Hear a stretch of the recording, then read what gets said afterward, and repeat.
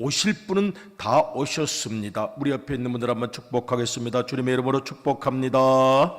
주님의 이름으로 사랑합니다. 하나님의 크신 은혜가 우리 모두에게 충만하시길 바랍니다. 오늘 고난주간 첫날, 이 한 주간은 비아 돌로로사를 예수님과 함께 걷기를 원합니다. 비아 돌로로사라는 말은 라틴어입니다. 비아라는 말은 길이라는 뜻이고 돌로로사라는 말은 문자 그대로 따지면 아픔, 통증, 고통 이런 의미가 있습니다. 그래서 영어로는 그냥 painful way 그러는데 이것이 그냥 통증이 아니고 우리를 위하여 십자가에 달려 돌아가신 주님의 은혜이기 때문에 십자가의 길, 눈물의 길, 고난의 길, 순환의 길이라고 우리가 이름을 붙여서 또 한 주간 동안 묵상을 합니다. 우리 예수님께서 십자가를 지고 가신 길, 그 비아 돌로로사, 그 길을 우리도 같이 가보고자 하는 것입니다. 저도 오래전에 이 비아 돌로로사를 걸었던 기억이 납니다. 솔직히 말씀드리자면 제 생각과는 너무 달랐습니다. 저는 골고다로 가는 그 길이 굉장히 엄숙하고 굉장히 거룩한 길이라고 생각했는데 전 세계 수많은 관광객들이 오다 보니까 그냥 골목마다 남대문 시장 아주 좁은 골목 같았어요. 골라 $1 그러면서 수많은 사람들, 장사치들 시끄러워서 견딜 수 없는 길입니다. 완전히 시장 바닥 같고 좁은 골목길이었습니다. 거룩한 길은 결코 아니었는데 거룩했습니다. 왜냐하면 예수님께서 바로 그런 곳에 오셨기 때문입니다. 이게 실제 상황이었습니다. 무슨 거룩한 길, 고요한 길이 아니었습니다. 사람들은 밀치고 오고 가고 그냥 기념품을 파는 사람들, 아우성 치는 사람들, 소란한 사람들. 처음에는 제가 굉장히 실망했어요. 야, 이 길이 정말 거룩한 길이야 할 텐데 이렇게 시끄러운가? 이거 무슨 장사치들, 이거 아주 시장통이구나. 그런데 그 길을 걸어가면서 새삼 깨달음이 왔습니다. 아니야, 이게 그 길이야. 사람들이 시끄럽게 아우성 치는 곳, 좁고 좁은 곳, 골목 부딪히고 쓰러지고 소리 지르고 각 나라 말들이 다 들리고 뭘 파는 사람, 뭘 사라는 사람, 그리고 그 비아 돌로로사 골고다 언덕이 있었다고 하는 곳에 교회당이 있습니다. 교회당도 정신이 없었어요. 왜냐하면 한때는 그리스 종교가 그 교회를 만들었고 한때는 또 서방 천주교가 그 교회를 만들었고 한때는 또 이슬람이 지배하기도 하니까 교회에 들어가면 정신이 없습니다. 울긋불긋합니다. 그냥 뭐 어디로 가는지도 모릅니다. 그래도 제가 예수님의 십자가가 있었다고 하는 자리에 거기까지 갔는데 정신이 없어요. 사람들이 밀치고 이리 가고 저리 가고 소리 지르고 뭐 깃발 들고 돌아다니고. 내가 여기까지 와서 그냥 갈 수는 없어. 그래서 예수님이 십자가가 있었다는 자리에 무릎을 꿇었어요. 그럼 사람들이 나를 밟고 가기도 하고 발로 차고 가기도 하고. 그러나 저러나 내 일생에 여기를 왔는데 예수님이라는 그분 때문에, 예수님이 누구신지 그 예수님 떠나지도 못했어요. 제가 그렇다고 가까이 가지도 못했어요. 늘 그렇게 살아왔던 나, 완전히 예수님께 다가가서 예수님만을 믿고 살지도 못하고, 그렇다고 무슨 용기 있게 떠나지도 못하고 늘 그렇게 살아왔던 나의 모습. 그런데 여기서라도 좀 정직해야지. 긴 세월 예수님과 함께 왔는데, 그리고 거기에서 그냥 무릎을 꿇었는데 눈물이 나요. 나만 그런 게 아니야. 그런 마음을 가진 분이 몇 명 있었던 모양이에요. 보니까 그냥 통곡을 하면서 땅을 치면서 우는 분들도 몇 분 계셨던 기억이 납니다. 그 비아 돌로로사, 아마 저는 지금도 똑같을 것 같아요. 지금 가도 시끄러울 거예요. 정신없을 거예요. 골라 그럴 거예요. 여기저기 부딪힐 거예요. 그런데 그 마지막 예수님의 십자가가 놓였던 비아 돌로로사 그 끝에 가서 그 예수님의 십자가가 세워졌다는 그곳에서 기도를 드렸을 때 주님께서 주시는 위로도 경험했고, 또 오늘까지 나와 함께 하셨던 예수님 그 은혜의 실체를 경험했던 기억이 생생합니다. 길지 않습니다. 짧습니다. 한 800m 정도 될 겁니다. 그리고 정말 그 길이 확실하냐고 또 의문을 말하는 분들도 있습니다. 그러나 어쨌든 긴 세월 동안 예수님께서 십자가를 지고 이곳으로 가셨다고 생각하는 바로 그곳이 비아 돌로로사입니다. 지금 비아 돌로로사, 지금 저기 지도가 좀 나와 있죠. 비아 돌로로사 쭉 가는 길입니다. 십자가를 지고 갑니다. 아마 이번 금요일을 성금요일이라고 이야기를 하죠. 굿 프라이데이라고 이야기를 합니다. 그래서 성금요일이 되면 아마 전 세계 생방송이 되죠. 보기 원하는 분 언제든지 볼 수 있습니다. 그래서 이 바티칸에서 또 와서 이 사제들이 쭉 십자가를 지고 가는 전 세계적 생방송이 이루어지는 시간이기도 합니다. 이번 성금요일 날 또 십자가를 지고 골고다까지 가는 일이 있을 것입니다. 중요한 것은 오늘 내가 내 마음에 무엇을 생각하느냐 하는 것이라고 하겠습니다. 14지점을 흔히 이야기를 합니다. 그런데 14지점이 다 성경에 나오는 것은 아닙니다. 제가 한번 첫날이라서 읽어보겠습니다. 제1지점 우리가 생각하고자 하는 것인데 빌라도 법정에서 예수님께서 재판을 받은 곳입니다. 성경에 있습니다. 두 지점은 이제 바로 앞에 붙어 있습니다. 1지점과 2지점은 바로 앞에 붙어 있는데 예수님이 가시관을 쓰고 흉포를 입고 희롱당한 곳입니다. 그리고 3지점은 드디어 이제 예수님께서 십자가를 지고 가다가 처음 쓰러진 곳이라고 하는데 사실은 성경에보다도 전승에 나타나 있습니다. 또 네 번째 지점이 예수님이 슬퍼하는 마리아를 만난 곳이라고 합니다. 이것도 전승에 나와 있는 곳입니다. 또 다섯 번째 구레네 시몬이 예수님 대신 십자가를 진 곳, 이곳은 성경에 나타나 있습니다. 구레네 시몬 이야기는 나타나 있습니다. 여섯 번째 베로니카 여인이 예수님의 얼굴을 닦아준 곳, 이거는 성경에는 없습니다. 그런데 그 베로니카가 예수님의 얼굴에 흐르는 피, 땀 너무 안타까워서 닦아주었다는 수건이 또 아직도 남아있다는 가톨릭 전승도 있습니다. 일곱 번째 예수님께서 두 번째로 쓰러진 곳, 이곳 역시 전승입니다. 그런데 지금 그곳을 가면 얼마나 많은 전 세계 사람들이 와서 손을 얹고 기도했는지 반질반질합니다. 달아있어요. 가는 곳곳마다, 그 지점을 가는 곳마다 수많은 사람들이 거기에 손을 얹고 기도했기 때문에 그 돌이 다 달아있을 정도입니다. 여덟 번째 지점은 예수님께서 마리아를 위로한 곳, 어머니를 위로한 곳이라고 합니다. 역시 전승입니다. 제9지점 예수님께서 세 번째로 쓰러진 곳, 역시 전승으로 나와 있습니다. 그 다음에는 이제 그 교회당 안으로 들어가는 것입니다. 아까 제가 말씀드린 십자가가 있었다고 하는 곳, 그리고 그 바로 옆에 무덤이 있었다는 곳으로 다 거기에 한 교회당에 다 있습니다. 그래서 예수님의 성묘교회라고 이야기를 하는데 예수님께서 옷벗김을 당하고 십자가에 못 박히고 십자가 위에서 운명하시고 시신을 놓았던 곳 다 있습니다. 거기에. 그리고 예수님이 묻히셨던 곳 부활의 현장까지도 그곳에 다 있습니다. 그래서 그 교회당 안으로 들어가는 것입니다. 안으로 들어가서 여기서 또 예수님의 시신이 누였던 곳, 그 반석이 있어요. 이만한 바위가 있는데 거기에 유명한 피에타, 예수님의 어머니 마리아가 예수님을 안고 있었던 그 바위도 거기에 있습니다. 그래서 이 14곳인데 이번 한 주간 동안 14곳을 우리가 다 볼 수는 없습니다. 또 성경에 나타나지 않는 것들도 있기 때문에 성경에 나타나 있는 것들만 함께 묵상을 하고자 합니다. 오늘 제1지점을 묵상을 하고자 하는데 바로 빌라도의 법정입니다. 지금 빌라도의 법정으로 알려져 있는 곳, 지금 이 장면은 영화의 한 장면입니다. 영화의 한 장면인데 저 계단이 없어졌기 때문입니다. 저 지금 빌라도 법정에서 지금 위에 서 있는 분이 예수님으로 지금 나와 있는 영화의 한 장면이고 옆에 있는 사람이 빌라도입니다. 저 계단을 예수님께서 오르고 내려오셨다 그래서 대단히 중요한 계단으로 생각합니다. 그래서 나중에 기독교를 공인한 로마의 콘스탄틴 황제가, 그 어머니가 기독교인이었죠. 어머니가 뜨거운 기독교인이었기 때문에 콘스탄틴 황제가 AD 313년에 바로 기독교를 공인합니다. 지금 로마의 콜로세움이라고 무너진 그 콜로세움 옆에 가면은 콘스탄틴 황제의 상전 기념문이, 개선문이 있습니다. 그가 로마에 처음으로 기독교를 공인한 사람이고 그 어머니 헬레나는 믿음이 좋은 사람이었습니다. 그가 나중에 기도를 하면서 내가 예루살렘에 가서 저 계단을 가지고 오겠다 그랬습니다. 저 계단을 가지고 오겠다. 27계단이라고 되어 있는데 저 계단을 끝까지 찾아서 가지고 오겠다고 그래서 그 로마로 가지고 왔다고 합니다. 저 계단을 가지고 와서 너무나도 거룩한 계단이기 때문에 스칼라 상타, 거룩한 계단이라고 불렀습니다.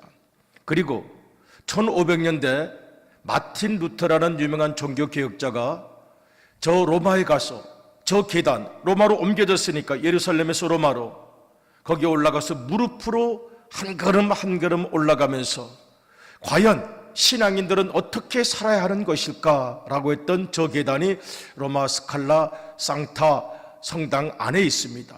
그리고 저도 저 계단을 무릎으로 올라갔던 기억이 납니다. 전 세계 수많은 사람들이 와서 저기를 무릎으로 올라갑니다. 한 계단을 무릎으로 올라가고 기도하고, 한 계단을 무릎으로 올라가고 기도하고, 바로 빌라도 법정에 있었던 계단으로 알려져 있습니다.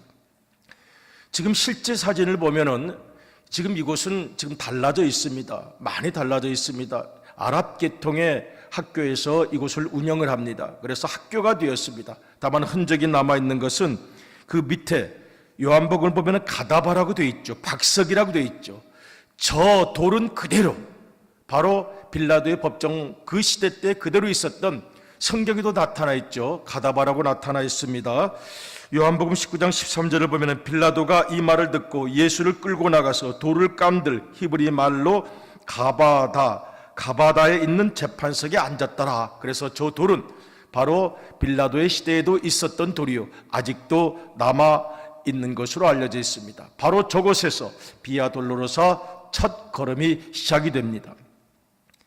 빌라도는 성경을 보면 굉장히 마음이 복잡했습니다. 고민도 많았습니다. 당시 사형 집행권을 가지고 있었기 때문에 사도신경은 본디오 빌라도에게 고난을 받으사 라고 되어 있습니다. 본디오 빌라도에게 사형 선고를 받으사, 사형 집행권이 빌라도에 있었기 때문에 사도신경은 계속 본디오 빌라도의 이름을 기록합니다. 그의 이름은 불명예스러운 이름이 되었습니다. 양심을 판 자의 이름이 되었습니다. 그런데 그는 성경을 보면 굉장히 고민을 많이 했다고 되어 있습니다. 그의 아내까지 와서 아무래도 마음이 걸립니다. 빌라도도 고민을 많이 했습니다. 그러면서 성경을 보면 들어갔다 나왔다 하면서 계속 예수님 주위에서 맴돌면서 예수님께 몇 가지 질문을 했습니다. 바로 그 질문이 오늘 우리가 생각하고자 하는 진리가 무엇이냐는 질문이었고, 또 하나는 또다시 너는 어디로부터이냐. 그러니 굉장히 빌라도가 마음에 당황함이 있었고 고민이 있었습니다. 양심의 소리를 외면하고 영혼의 소리를 외면했던 사람입니다. 오늘 본문을 37절로부터 같이 한번 읽어보겠습니다. 시작. 빌라도가 이르되 그러면 내가 왕이 아니냐? 예수께서 대답하시되 내 말과 같이 내가 왕이니라. 내가 이를 위하여 태어났으며 이를 위하여 세상에 왔나니 곧 진리에 대하여 증언하려 함이로라. 무릇 진리에 속한 자는 내 소리를 듣느니라 하신대. 빌라도가 이르되 진리가 무엇이냐 하더라. 이 말을 하고 다시 유대인들에게 나가서 이르되 나는 그에게서 아무 죄도 찾지 못하였노라. 아멘. 빌라도가 묻습니다. 진리가 무엇이냐? 그리고 나서 곧바로 나갑니다. 진리가 무엇이냐? 이 말을 하고 다시 유대인들에게 나가서 대답을 들어야 되는데 대답을 피했습니다. 대답으로부터 도망갔습니다. 그래서 이 질문은 유명한 질문입니다. 대답을 피한 유명한 질문으로 역사에 남았습니다. 대답을 피해서 도망간 질문으로 영원히 역사에 남았습니다. 가장 중요한 것을 물었지만 그는 그 대답을 회피하고 그 대답이 두려웠습니다. 그 대답이 무서웠습니다. 자기 인생을 변화시킬 자신이 없었고 인생을 혁명시켜서 근본적으로 변화시킬 자신이 없었기 때문에 대답이 무서웠습니다. 대답이 두려웠습니다. 그리고 그는 나갔습니다. 진리가 무엇이냐? 알레세이아, 진리가 무엇이냐고 그는 묻습니다. What is truth? 진리가 무엇이냐고 묻고, 그리고 더 이상 대답을 드리려고 하지 아니하고 회피하고 도망갔습니다. 무서워서, 두려워서 도망갔습니다. 빌라도가 피한 그 대답, 우리는 뭐라고 대답할 수 있겠습니까? 우리 예수님께서 이렇게 말씀하셨습니다. 너무나도 유명한 요한복음 14장 6절의 말씀을 같이 한번 읽어보겠습니다. 요한복음 14장 6절입니다. 시작. 예수께서 이르시되 내가 곧 길이요 진리요 생명이니 나로 말미암지 않고는 아버지께로 올 자가 없느니라. 아멘. 유일한 진리, 인간에게 필요한 단 한 가지의 진리는 예수님이셨습니다. 예수님께서 직접 말씀하십니다. 예수께서 이르시되 내가 곧 길이요, 내가 진리 그 자체요, 내가 생명이니 모든 죽어가는 영혼을 살려낼 내가 생명 그 자체이니 나로 말미암지 않고는 그 어떤 세상 사람들도 그 어떤 인류 역사도 예수 그리스도로 말미암지 않고는 아버지께로 올 자가 천국으로 갈 자가 영생을 얻을 자가 없느니라 고 단언하십니다. 인류 역사에 예수님처럼 말씀하실 분은 단 한 명도 없었습니다. 이 말을 믿든지 안 믿든지는 우리에게 달려 있습니다. 인류 역사상 진정 위대하다고 알려진 분 중에서 내가 진리다, 내가 생명이다, 내가 길이다 단언하시고 확증하시고 선언하신 분은 예수님밖에 없습니다. 믿든지 안 믿든지 예수님께서는 분명히 말씀하셨습니다. 내가 진리다, 내가 길이다, 내가 생명이다. 나로 말미암지 않고는 그 어떤 인간도 단 한 영혼도 하나님 나라에 갈 수 없다라고 확언하십니다. 오늘 우리는 그것을 믿기 때문에 이 자리에 나와 있고 아직도 세상의 75억 인구 중에서는 이것을 믿지 못하고 받아들이지 못하기 때문에 믿지 않는 사람들이 많이 있습니다. 이것은 우리의 결단의 문제라고 하겠습니다. 예수님께서 말씀하십니다. 내가 곧 길이요 진리요 생명이니 나로 말미암지 않고는 아버지께로 올 자가 없다고 분명히 선언하셨습니다. 그리고 우리는 그 예수님을 믿습니다. 여러분 그 예수님을 믿으십니까? 그 예수님의 분명한 선언을 믿으십니까? 그렇다면 진리를 우리 좀 더 분명히 확인하고 싶습니다. 진리는 하나님의 마음이 진리입니다. 하나님의 마음이 진리입니다. 인간에게 필요한 영원한 단 하나의 진리는 인간을 구원하시고자 하는 하나님의 사랑. 진리는 하나님의 마음입니다. 단 한 가지뿐입니다.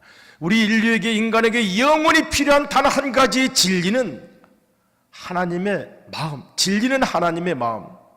사도 바울은 로마서 8장 39절에서 그렇게 고백합니다. 우리 주 예수 그리스도 안에 있는 하나님의 사랑. 우리 인간에게 영원히 필요한 단 한 가지의 진리는 우리 주 예수 그리스도 안에 있는 하나님의 사랑입니다. 진리를 아는 것은 하나님의 마음을 아는 것입니다. 그리고 진리를 아는 것은 하나님의 사랑 가운데서 나를 아는 것이라고 하겠습니다. 진리는 나를 알게 합니다. 나는 누구입니까? 나는 죄인입니다. 나는 죄인입니다. 나는 죄인인데 사랑받고 은혜받고 용서받은 죄인입니다. 진리는 그것을 아는 것입니다. 진리는 하나님의 마음. 진리를 안다는 것은 하나님의 마음속에 담겨있는 인간을 향하여 사랑을 안다는 것. 진리를 안다는 것은 나를 안다는 것. 나는 어떤 사람, 나는 죄인. 나는 죄인. 그런데 사랑받고 용서받고 은혜받은 죄인이라는 것을 아는 것. 그것이 진리입니다.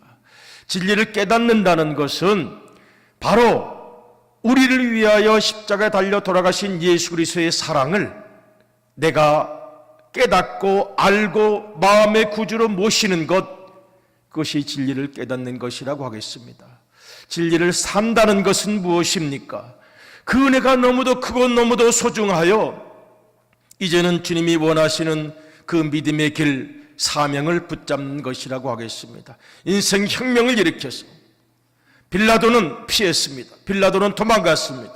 그러나 우리가 그 진리를 산다는 것은 우리 주님께서 십자가에 달려 돌아가신 그 은혜를 기억하면서 그 진리를 사명을 붙들어 살아가는 것이라고 하겠습니다.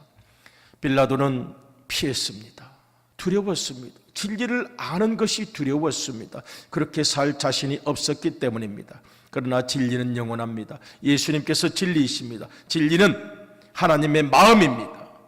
우리 인간에게 영원히 필요한 단 한 가지의 진리는 하나님의 마음. 그 하나님의 마음은 우리 인간을 구원하시고자 하는 것, 그 사랑.